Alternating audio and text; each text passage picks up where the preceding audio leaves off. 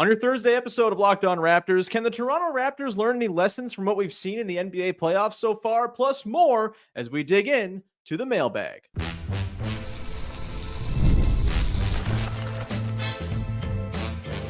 You are Locked On Raptors, your daily Toronto Raptors podcast, part of the Locked On Podcast Network, your team every day. Hey,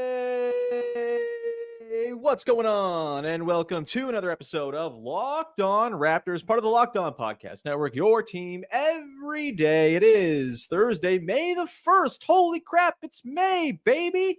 And I'm your host, Sean Woodley. I've been covering the Toronto Raptors now for 11 seasons on various platforms. You can find all my work over on Blue Sky. You can also find the show on Instagram. And you can join us in the Locked On Raptors Discord server. Link in the description of the podcast.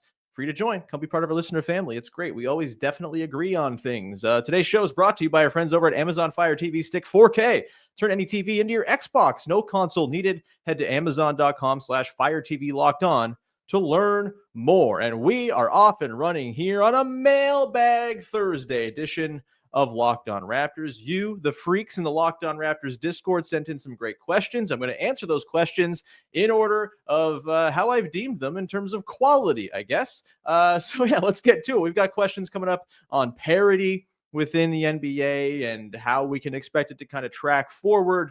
We'll talk about the playoffs quite a bit and sort of how different things we've learned in these playoffs might apply to the Toronto Raptors. We've got a Giannis question, of course. We also have one of the stranger questions I've ever gotten in a mailbag. We will get to that at the end of the show. But let's start here with Matt T from the Discord asking, what lessons from this year's playoffs can the Raptors use to prepare themselves for next season? I think this is a really interesting question. And honestly, these playoffs have been awesome for a lot of reasons. There's been really close games, big performances, drama, et cetera, et cetera. But I think the thing I've liked the most about these playoffs is there's a lot of stylistic diversity going on across the league. And I think that's a result of the league being more talented than ever. And what's the thing I've said on this podcast is the single best thing about basketball is that every player is a snowflake, a unique sort of their own one-of-one creation. And because of that, you have all these teams who have these star players, all of whom are very different.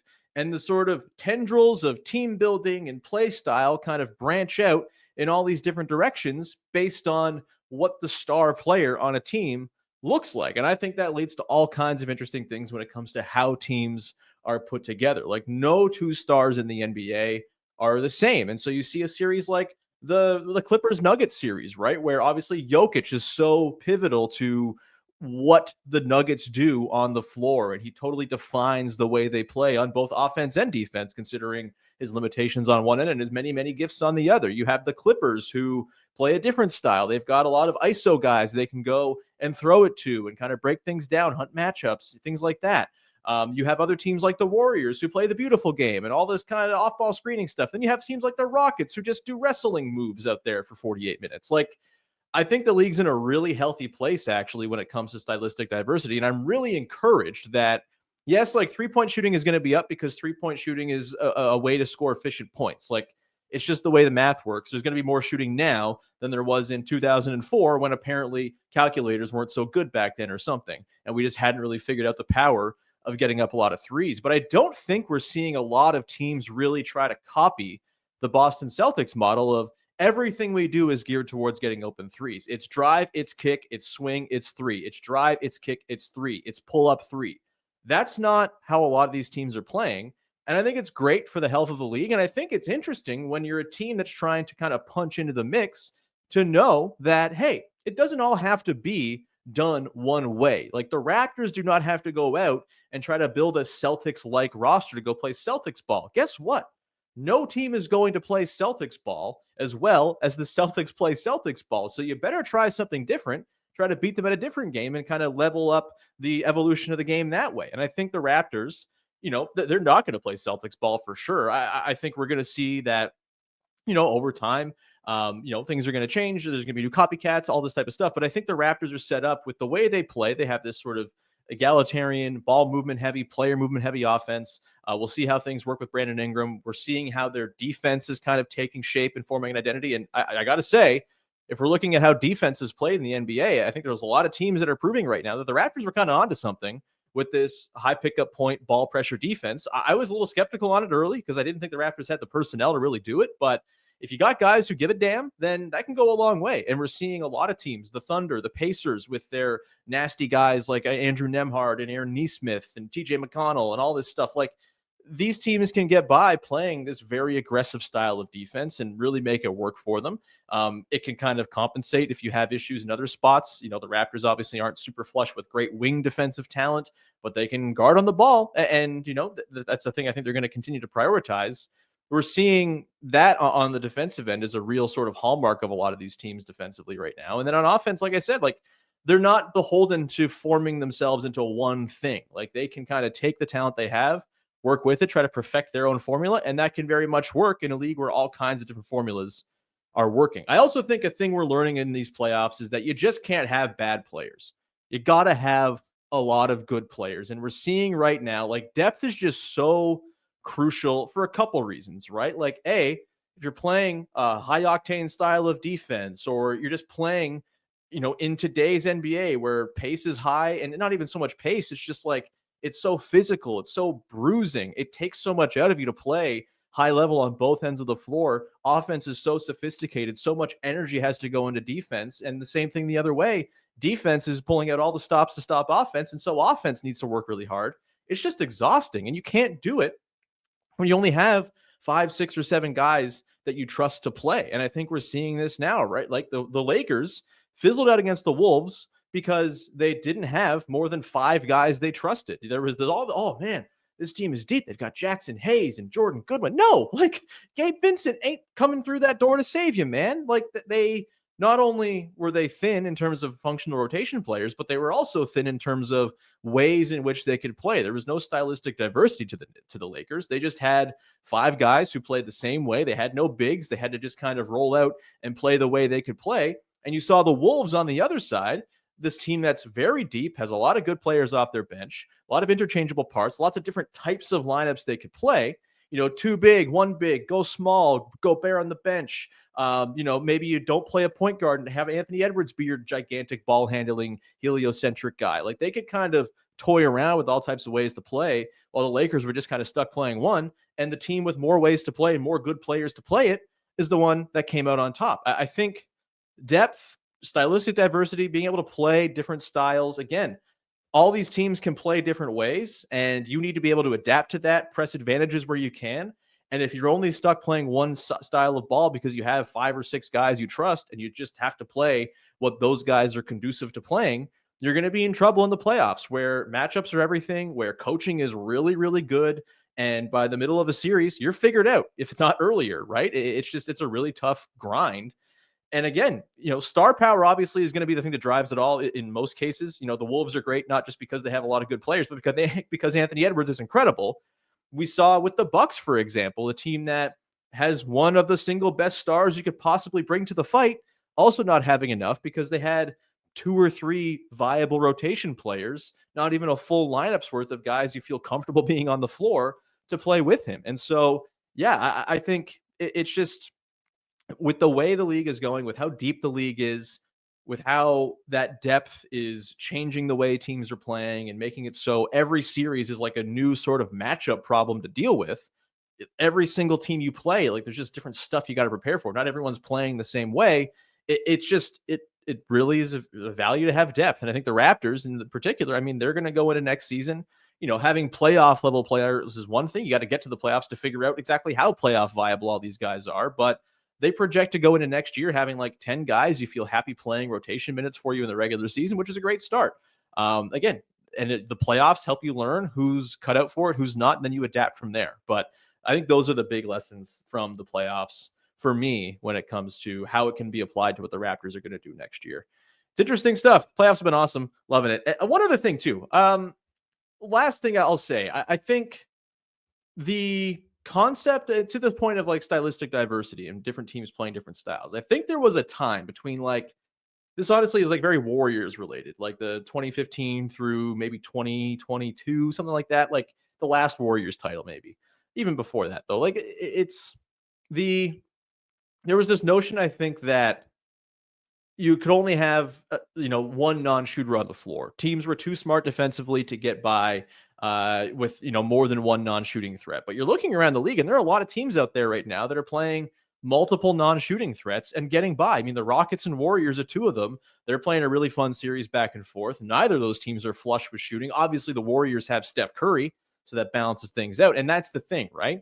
You have these teams like the Clippers, the Cavs, even the Pistons in some lineups where there's not a ton of shooting in all these spots. They might have two guys. You might have Jalen Duren and Asar Thompson out there at the same time. But if you have Malik Beasley having a Klay Thompson level season, it can balance it out a little bit. And if you can defend really well with those guys out there, then you can get by too. And so the Raptors, obviously, they figure to be a team that's playing two non-shooting threats in Scottie Barnes and Jakob Poeltl. Scottie's at least willing to put them up, but teams don't care about them, at least not right now. He'll need to have another season like he did in his third season for it to really get back to where he's drawing closeouts and able to attack off of that. But I think you're seeing that it's not just like a prerequisite to have four guys who can shoot on the floor at all times. If you have big dudes, if you have defense, if you have enough shot creation from your lead creators, I mean, the Cavs, for example, Mobley and Allen aren't exactly, although Mobley had a better shooting season this year, but those guys aren't exactly pulling defenses apart with their gravity. They play Isaac Okoro a lot. He's not pulling defenses apart with his gravity either. But if you have really dynamic shot creation from Donovan Mitchell and Darius Garland, like that can help balance it all out. And the Clippers are the same way. They're often playing Ivica Zubac, who's a total non-shooter, and one of Chris Dunn or Derek Jones Jr., who are guys who you're not really worried about if you're a defense, and yet they still make it work because the dynamism they have in their other offensive players is really good, and they play nasty defense, and you kind of make up the difference. So that's another thing. The Raptors, I think you might look and say, oh, they need more shooting, and yeah, you can always use more shooting, but I think there's a viable path forward to be successful if you're damn good at defense with multiple non-shooters on the floor, as we're seeing with a lot of teams in the playoffs this year too. Again, it's great having stylistic diversity in different ways to go and win games. It is like the thing that makes basketball good, and I'm glad that the league is in a pretty damn good spot with that right now. We're going to come back on the other side and get into a couple more questions, maybe a couple more playoff related ones. And then, of course, we got a Giannis question because, of course, there's a Giannis question. We'll do that coming up in just 1 second here. Today's show is brought to you by Amazon Fire TV. And did you know that your Amazon Fire TV is also an Xbox? Yeah, turn any TV into your gaming and entertainment hub with Fire TV Stick 4K devices. No console required.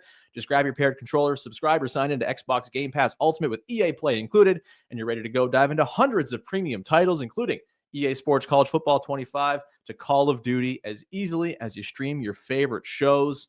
This is kind of a game changer for gamers who like to be on the move, right? There's, some, maybe you travel for work, maybe you, are routinely in hotel rooms or visiting family, whatever it might be, and you want to bring your game set up with you. It's not always great to lug a gigantic system with you, but just bring that little Fire TV stick with you. All of a sudden, your games are on the go with you. It also is great if you don't have like a ton of space for a console. The way my house is set up, I don't have like a massive entertainment system. The TV's just mounted on the wall. We have a tiny little shelf underneath for just where we put our little odds and ends. And I don't need to have a gigantic system there because I can plug that Fire TV in, baby. And the Xbox is good to go. Head to Amazon.com/Fire TV locked on to get started. Xbox Game Pass Ultimate subscription and compatible with controller required. Available on select devices, including Fire TV Stick 4K 2nd Gen, Fire TV Stick 4K Max 1st and 2nd Gen, and Fire TV Cube 3rd Gen. Go check it out. Get the stick.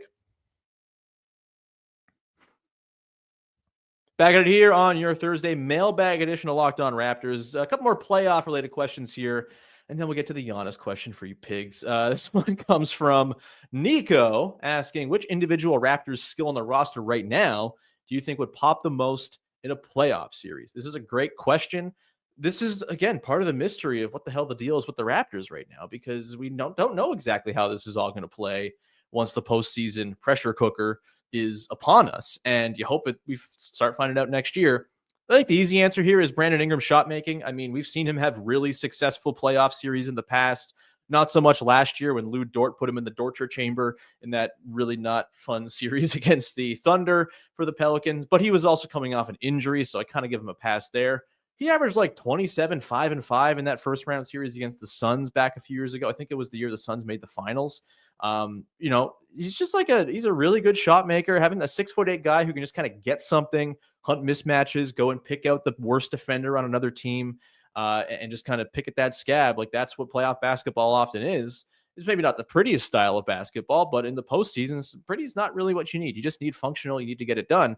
And I think Brandon Ingram shot making would really be helpful. I also think, as much as the shooting hasn't been there for Scottie Barnes, I think the defense he brings to the table would be pretty game changing for a lot of playoff teams.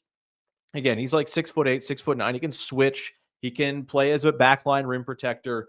And I just think having a lot of really good defensive players on the floor in the playoffs is a damn effective strategy. Maybe you play him with a spacing big. Maybe you play him in, like we just talked about, maybe less of a spacing big, but just like a big brutish rim protector. But you have a lot of shot creation and shooting elsewhere on the floor.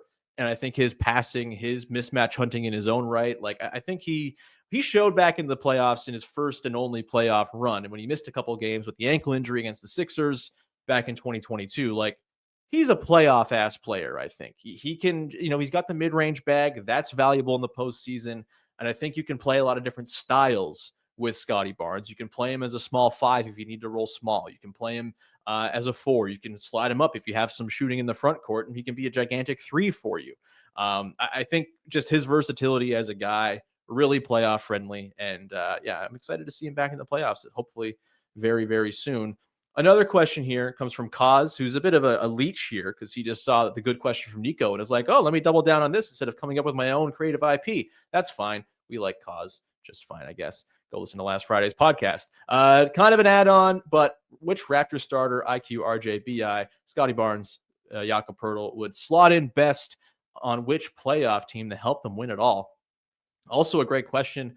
Who would be really good is Jakob Poeltl on the Golden State Warriors, just to give them some size. He also would have been really, really helpful on the LA Lakers, of course, just to have some size because their tallest player was like Rui Hachimura.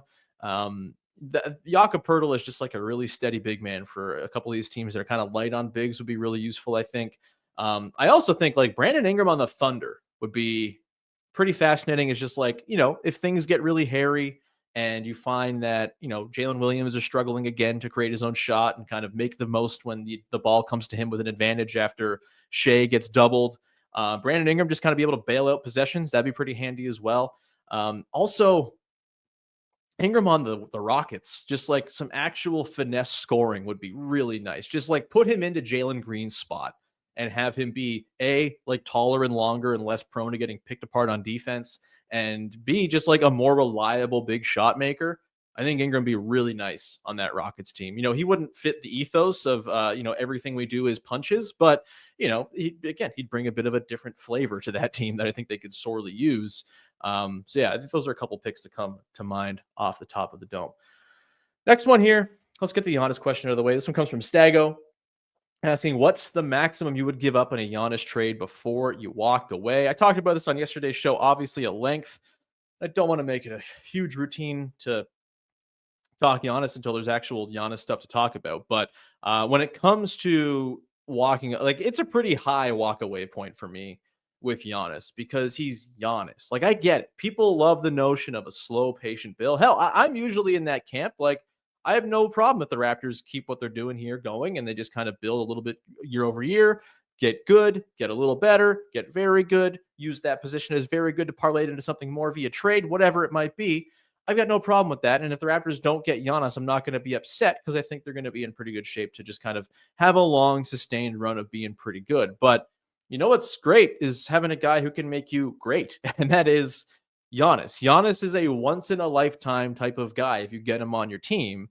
And it's just, I would have a hard time walking away if the potential is there to get him. And I think the walk away will have to be pretty high because I think there's going to be a bidding war for him, whether it's the Spurs, the Rockets, the Nets, some other team coming out of the woodwork. Like there are going to be teams with stuff to throw around to try to get Giannis on their team.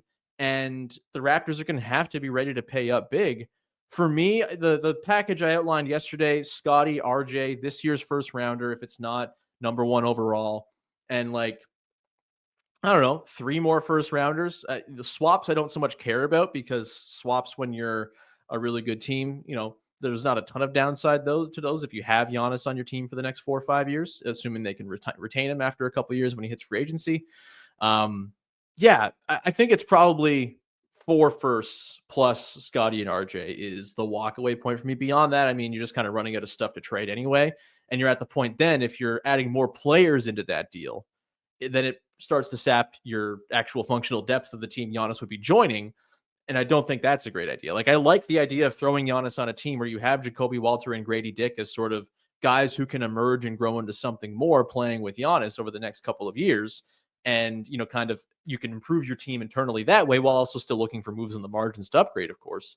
But yeah, it's if it's there, like, are you really going to not get Giannis on your team because of one extra first round pick? Like, I don't know. That feels dicey to me. I am also the wrong person to ask these questions, because I'm a F them picks guy very, very often, and just kind of want to get excellent players on the team so I can watch excellent basketball. And so I'm going to be inclined to want to see Giannis in Toronto if it's at all possible. But I think it's important to steel yourself for the reality that this is just not happening.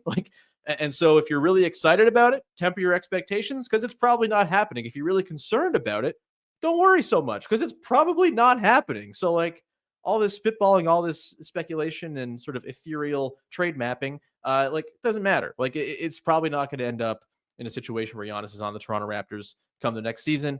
I'd give it like a 5% chance at best. Like, it's pretty slim. And so one way or another, if you're concerned or very excited, just go in expecting nothing, and you're going to be great. You're going to be happy. You're going to be chill. No need to worry about a thing that hasn't happened. It just means you worried about the thing twice. And so, again, I don't really understand the worry about getting Giannis Antetokounmpo. I know people love Scottie Barnes. I know people like the idea of, quote unquote, not skipping steps, but like, you could skip steps to get a guy who has the biggest steps in the world. That seems kind of all right to me. Either way, it's probably Scottie, RJ, this year's first and 3 more first is kind of the walkaway point. And then if you disagree with that, then stop being a pick hugger, you weirdo. We'll come back on the other side and get into a couple more questions to close things out, including one about parity and one about changing the field of play in an unimaginable way. We'll do that coming up in just one sec.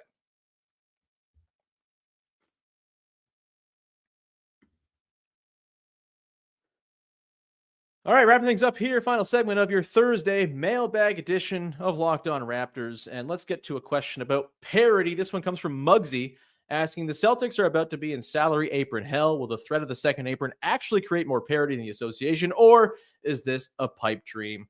I think we're already seeing that we're kind of in the era of parity already. I mean, the Nuggets won a title, and the second apron and the tax and all of the implications of it that hadn't even come in yet. They were just like staring it down on the horizon. They saw a lot of their team gutted because of this. No Bruce Brown, no Kentavious Caldwell-Pope, no real capacity to make other trades. And so, like, I think we're already seeing it. We've had, 6 consecutive one-off title winners since the Warriors back in 2018. Was it Raptors, Lakers, Bucks, Warriors, Nuggets, Celtics? Yeah, 6 in a row. And so, yeah, maybe the Celtics win one. There's always going to be teams that buck the rules, buck the trends, and happen into a couple titles because they're super talented. And look, the Celtics are very talented. They also play a style that is high variance, and sometimes that variance is going to work out for you, especially when you're a very good defensive team too, like they are. And so, like, they could still win this year's championship, and I still think the era of parity is probably upon us. Again, there are always going to be teams that break through the mold and find out ways to optimize themselves and get around the concerns. And look, I think ultimately the teams that do that are teams that get kind of insanely lucky. Like, if we're being real, the Boston Celtics, as great as they are, as well built as that team is, they're Billy King merchants. Jaylen Brown and Jason Tatum were both taken with picks from the Brooklyn Nets, who made one of the dumbest trades you'll ever see. And I'm sorry, that trade was dumb the second it happened. They traded for ancient Kevin Garnett and ancient Paul Pierce on draft night and gave up like a decade's worth of draft capital to do it. It was insanely stupid. And there's a reason Bobby Marks works on TV now and not in a front office. Sorry, Bobby, you do a great job with the board and stuff. But you got to get crazy lucky. The Thunder are probably going to be one of these teams that can kind of buck the trend too and maintain a really long run of success where their window is maybe longer than others, because they have this horde of draft picks that was mostly compiled in a trade with a team in the Clippers that was utterly desperate when they were like, well, we're going to get Kawhi Leonard and Paul George or neither. Like, okay, here's all the stuff. Take Shea to OKC. And then OKC was sitting there on this gigantic pile of stuff. And now they're going to probably use that to just sustain this window of Shea, Chet, and Williams for as long as they can, cycling out back-end roster talent with new draft picks as guys get expensive and they can't pay them anymore. But as guys get expensive and they can't pay them anymore, those guys are going to go to other teams. That talent's going to disperse around the league, and there will be a bit of an evening. I think also because of, just like how injuries are a real reality for most teams and how one injury in the second apron world, if one of your core guys gets hurt, it can really hurt you because it's just difficult to replace that with anyone on the team in the aggregate. Like, teams are going to be prone to injuries ruining potential championship seasons. It's just the reality of how the league works, how long the season is, how taxing it is to play high level NBA basketball, how impossible it is to survive 2 months of the playoffs without getting hurt. Like, that all kind of fuels into the parity thing. And when you don't have three superstars on a team, as most teams don't now because of the rules, you just don't have that insulation if a guy does go down. And so, yeah, I think we are in the era of parity. That might still mean that a few teams dominate and win most of the championships over the next few years, but I think there's still going to be more teams that can talk themselves in to having the chance of going and winning. And I think, this is what the Raptors did, and I think it's a smart thing to do. If you're a team that is good, but not like super inner circle contender good, there's a lot of value in just kind of being around and being in a position to strike and get, whether it's like an opportunistic trade comes along or weird NBA stuff happens in the playoffs. And all of a sudden, hey, there's a pathway here through the bracket for us to the finals all of a sudden because something happened here. This guy got hurt. This team, had some atrophy because of the apron. They lost some important players and they're just not the same the year after winning a championship or whatever. I think that is going to be, I think, a pretty viable team build model for a lot of teams. And it's why I'm happy with what the Raptors are doing right now.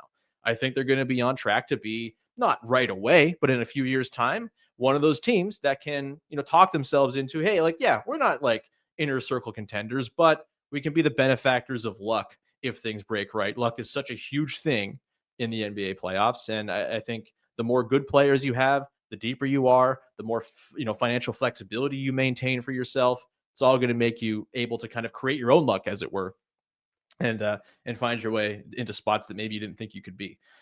Last question here comes from Bryjax. I don't know what the hell happened here, but I love it. How would the game be different if the court were carpet? A great question from Bryjax. I'm assuming Brian, but I don't know.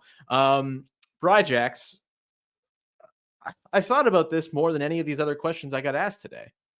I think you'd have fewer dunks. I think it's just harder to get like big ups off of carpet versus like a little bouncy hardwood floor. So you're probably having fewer dunks. I think you're probably looking at like guys with really good handles being like a real. I'm assuming you still have to like bounce the basketball in this situation, but I think maintaining a live dribble will probably end up being harder. And so guys who are just like really dexterous with the ball, like Kyrie Irving might be the greatest player in the carpet NBA, just because he's got that handle and kind of keep it going.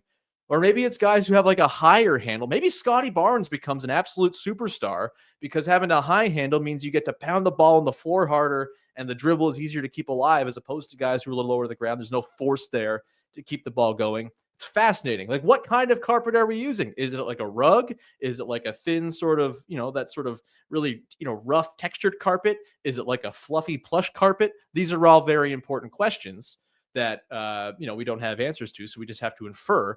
Be more in depth in your question next time, Bryjax. But I think the thing that really stands out to me is I think the NBA and just sort of like the general sportswear, sports apparel game would change significantly. Would guys wear pants in the carpet NBA because they're worried of like, rug rash? Like that's a thing.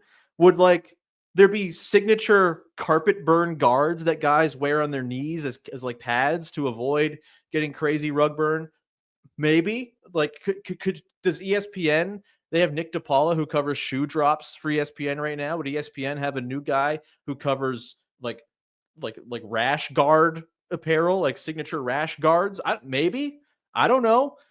Shoes would be very different. One would think that, you're probably looking at more of like a slipper type thing for shoes now. It might just look like 1950s basketball where everyone's just kind of not able to move with the ball because they can't dribble. And it's just like a lot of passing and like set overhand shots.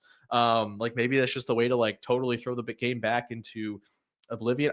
I feel like depending on the type of carpet you use, if it's like a really like shag carpet, does the 3-point line like kind of move? Are there irregularities in the 3-point line? How do reviews work? It's fascinating to think about. I want the carpet NBA. We had slam ball where the floor was trampolines. Why not have basketball where carpet is it? I guess you could think back to anytime you've played like, mini basketball, like the hoop I have in the back of my screen here. There's no carpet in this room. There's a rug.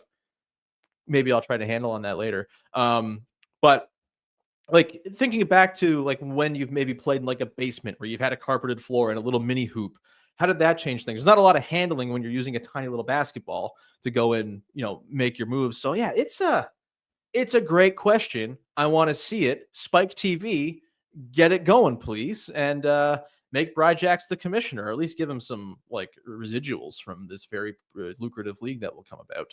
A great question to close things out, a dumb question to close things out. But guess what? We love the dumb questions the most. We're going to leave it there. Thank you so much for rocking with the show. Follow, subscribe, rate, review, tell a friend. Always appreciated when you support the show. However it is you choose to support the show. You can find me on Blue Sky. You can find the show on Instagram. You can join us in the Locked On Raptors Discord. As we mentioned yesterday, the newsletter is no longer a thing. Sadly, it's all right. I'm fine with it. I could use the summer off from writing anyway, and I'm hopefully going to be writing somewhere going into next year. But in the meantime, you can go read the back catalog, I think, at the link in my Blue Sky bio. And if not, thanks to those who subscribed. You're all very wonderful. And we will talk to you again on Friday, another episode of Locked On Raptors. I think I'm going to talk about Ace Bailey.